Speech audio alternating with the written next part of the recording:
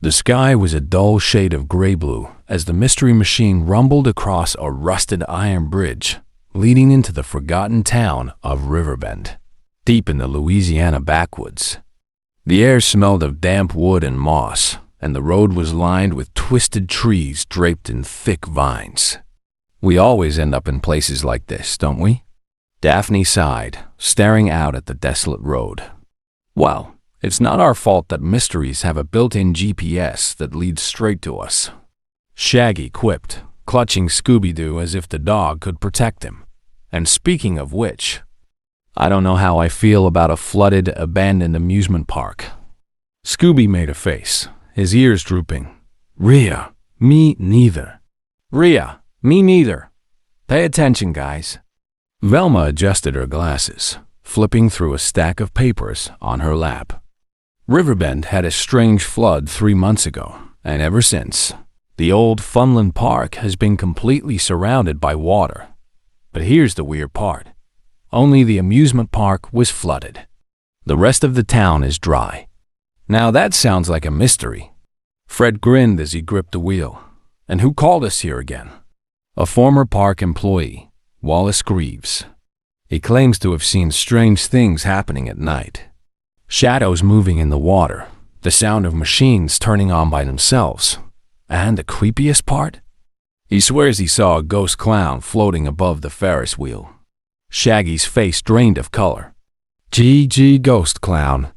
I was already creeped out by the idea of a sunken amusement park, but now, too. Scooby whimpered, huddling closer to Shaggy. Daphne frowned, deep in thought. So, we've got a flooded park, ghost sightings, and haunted machines? Sounds like a classic Scooby-Doo case to me. Fred nodded. Exactly. Let's check it out. The mystery machine finally rolled to a stop at the entrance of Funland Park. The sight before them was something out of a nightmare. A massive rusted iron gate, with broken signs dangling from chains, and half of the entire park submerged in still, murky water. The colorful lights that once decorated the rides flickered eerily, as if someone was still trying to keep the place alive. Velma crouched down and pressed her hand against the dry ground. The dirt here is completely dry, but the park itself is underwater. That doesn't make any sense. And there's something else weird, Daphne muttered. She pointed toward the Hall of Mirrors, standing on the far side of the park. The once grand glass facade was cracked and covered in grime, except for one window, which was perfectly clean, as if someone had wiped it down recently. Fred tested the gate, pushing against it. Locked. Looks like someone doesn't want visitors. Great. So, we can take that as a sign to leave, right? Shaggy suggested, already taking a step back. Velma grabbed his sleeve. Not a chance. We need to find Wallace Greaves and figure out what's going on. Fred grabbed his flashlight and walked alongside the fence until he found a small opening. Over here, gang. One by one, they squeezed through the gap, stepping onto the flooded wooden walkways of the park. The boards creaked beneath their feet, some of them covered in thick layers of slimy moss. The air was heavy with the scent of stagnant water, and the eerie sound of rusted metal groaning in the wind echoed all around them. Scooby sniffed the air, his tail twitching. Rue, I smell something weird. Shaggy gulped. Weird as in delicious lost cheeseburger weird, or weird as in supernatural horror weird? Before Scooby could answer, a sharp static hiss filled the air.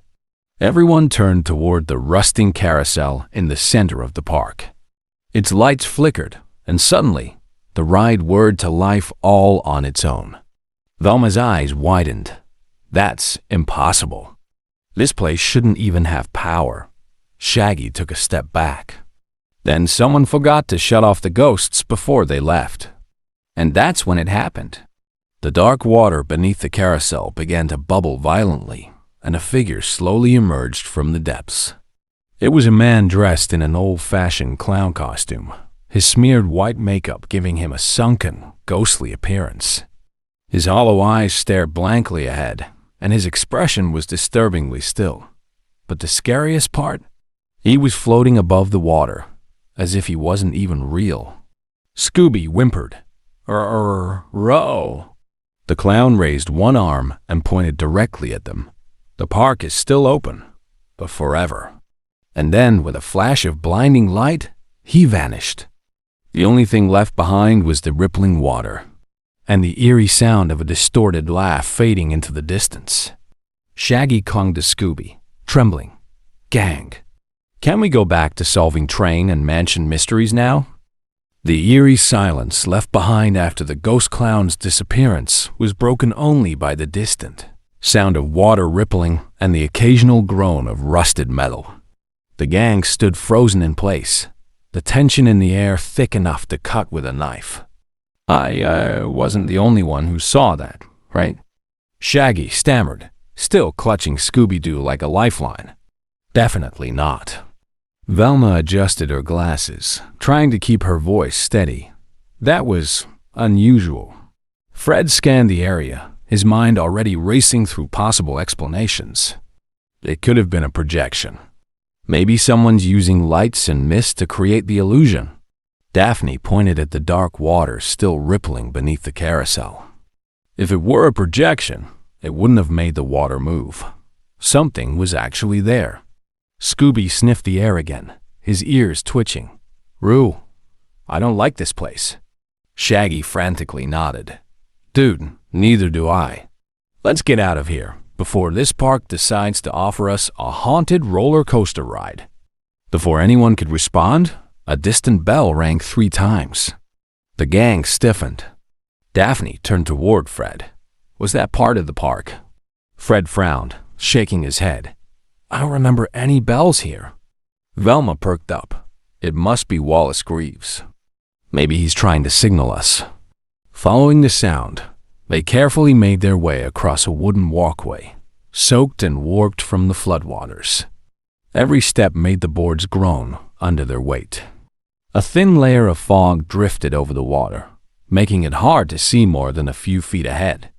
Shaggy kept his eyes firmly forward, determined not to look at the dark water beneath them. But then something made him stop. That wasn't there before, was it?" He pointed to a partially sunken riverboat floating near the Phantom River Ride, an old attraction that once took guests through a dark tunnel filled with eerie special effects. Fred narrowed his eyes. That boat should be docked at the pier. Velma crossed her arms. The current isn't strong enough to move it on its own. Daphne turned to look at the entrance to the Phantom River Ride, its gaping tunnel of darkness swallowing the light from their flashlights. "You know what I think? If there are any clues, they're inside that tunnel." Shaggy's eyes widened in horror. "Guys, did you hear what this place is called? Phantom River. Do we really need to go in there?" Fred smirked. "If there's a mystery, we have to solve it." Shaggy groaned. "Oh, sure. Solving mysteries is all fun and games.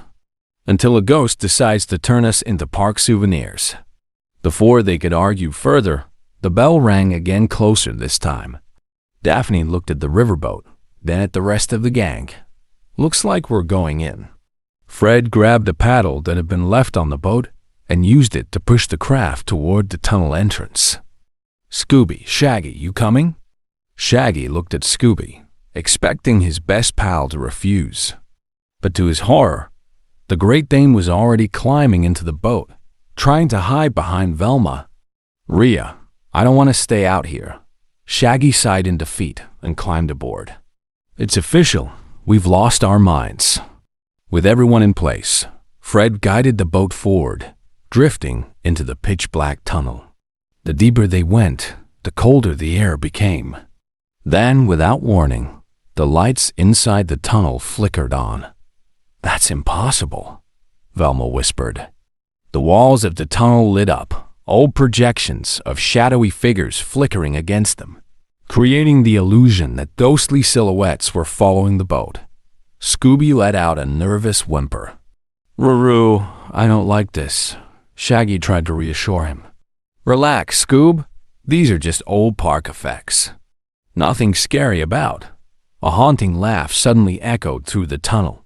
Not just any laugh. The clowns laugh. The water around the boat started to ripple as something moved beneath the surface. And then, from the shadows ahead, a white figure emerged, the ghost clown. His hollow eyes locked onto them, his makeup smudged into something almost inhuman. In his hands, he held a small golden bell, and he rang it 3 times. Then, the boat started sinking. Shaggy screamed. "This isn't part of the ride, is it?" Trembling knees are weak, but a Scooby snack will do the trick.